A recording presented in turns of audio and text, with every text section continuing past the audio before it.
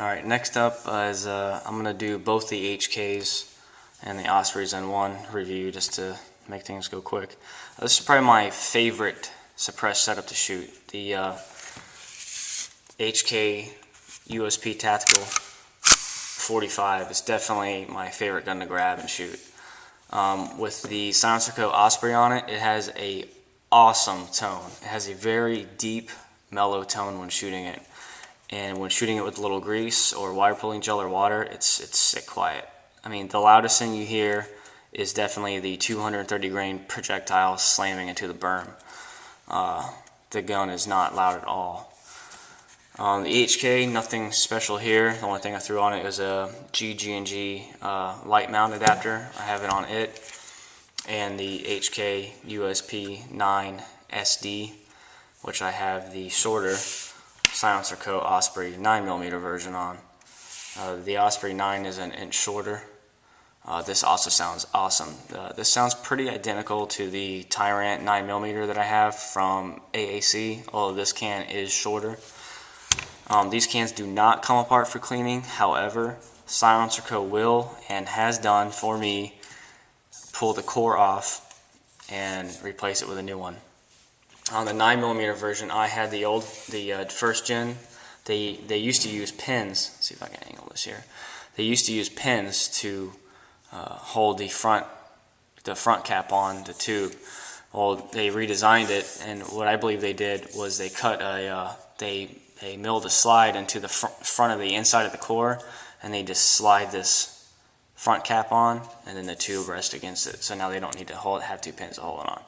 And I did notice a loss in performance with the 9mm. I don't know if it was just me being paranoid or whatever, but it seemed to get louder. So I emailed Josh, and he had me send it in that week. And about 4 or 5 days later, it came back. They replaced the front tube, the core, and the new end cap. So it's basically a new suppressor. The register part is the booster assembly housing, which was pretty neat. If you're going to have a catastrophic failure and have a bad round or whatever happens, if you're going to have a projectile destroy your baffles, it's going to happen somewhere around here or towards the very end of the can. I don't think it'll ever happen right here because the stainless steel piston runs to the end of here anyway. So it'll at least get through there, obviously, and then when it's free to move around, then things can go bad if you get wire pulling gel in the way or any other obstruction in the bore, which was nice. So you won't, let's say you just grenade the whole front of this can, just give them a call and they'll have you ship it in, and this part stays the same. This is the registered part that you pay the $200 tax stamp for.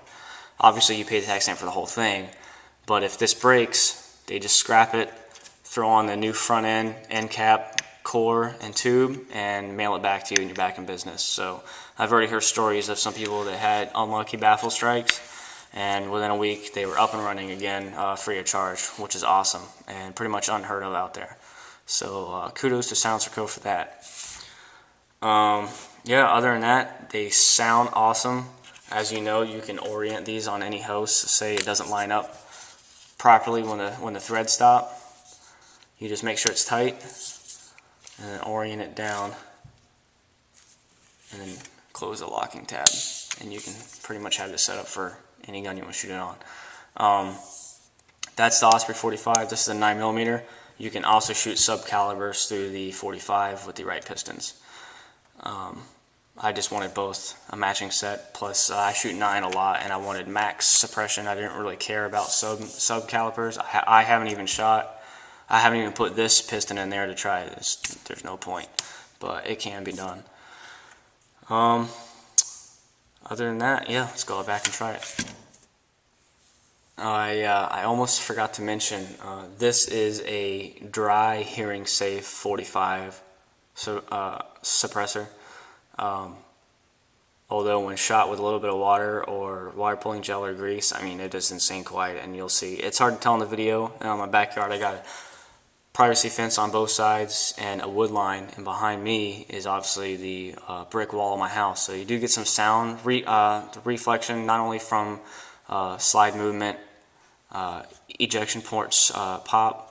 But when that 230 grain round slams into the berm about 45 feet away, it's pretty damn loud, but you'll get a decent idea of how it is.